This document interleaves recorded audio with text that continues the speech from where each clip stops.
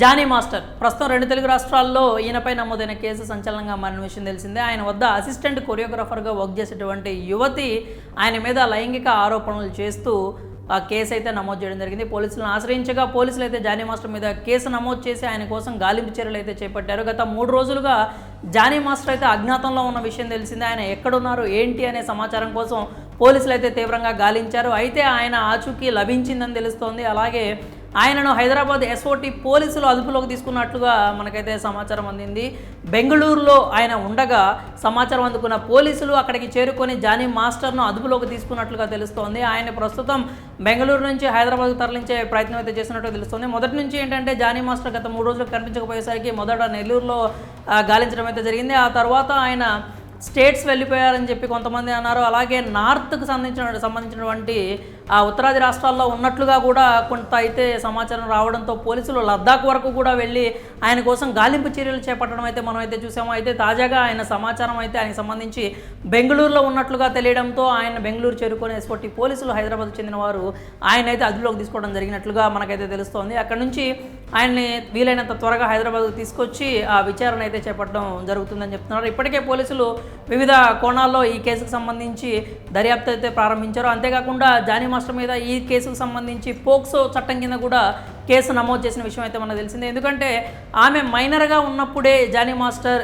ఈ లైంగిక వేధింపులకు పాల్పడ్డారు అంటూ ఆమె వివరాలు అయితే తెలియజేయడంతో ఆమె కథనం ప్రకారం పోలీసులు అయితే పోక్సో చట్టం కింద కూడా జానీ మాస్టర్ మీద కేసు నమోదు చేయడం జరిగింది. అలాగే ఈ కేసుకు సంబంధించి మనం పూర్తి వివరాలు చూసుకున్నట్లయితే ఆయన దగ్గర ఈ అసిస్టెంట్ కొరియోగ్రాఫర్గా యువత అయితే వర్క్ చేయడం జరుగుతుంది. ఇక్కడ హైదరాబాద్లోనే కాకుండా ఎప్పుడైతే అవుట్డోర్ షూటింగ్స్కి వెళ్ళినప్పుడు కూడా చెన్నై కావచ్చు, ముంబై కావచ్చు వంటి ప్రాంతాల్లో కూడా అవుట్డోర్ షూట్కి వెళ్ళినప్పుడు ఆయన మీద ఆయన ఆ యువతి మీద లైంగిక వేధింపులకు పాల్పడ్డారని, అత్యాచారం చేశారు అంటూ ఆమె అయితే ఆరోపించడం మనం చూసాము. అంతేకాకుండా నార్సింగిలోని తన నివాసంలో కూడా జానీ మాస్టర్ ఇలాంటి అఘాయిత్యానికి పాల్పడ్డారంటూ ఆ యువతి అయితే ఆమె ఫిర్యాదులు అయితే పేర్కొనడం జరిగింది. అంతేకాకుండా ఎప్పుడైనా కానీ నిరాకరించినట్లయితే ఆమె మీద దాడికి కూడా పాల్పడ్డారు అంటూ ఆవిడైతే తీవ్ర ఆరోపణలు అయితే చేయడం జరిగింది. అంతేకాకుండా అంటే జానీ మాస్టర్నే కాదు అని ఆమె వేరే వర్క్కనే వెళ్ళాలి అనుకుంటే మాత్రం ఆమెకి ఎలాంటి వర్క్ కూడా దొరకనీయకుండా ఆయన చేస్తున్నారని, దాడికి కూడా పాల్పడ్డారంటూ ఆ యువత అయితే తన ఫిర్యాదులో పేర్కొనడం జరిగింది.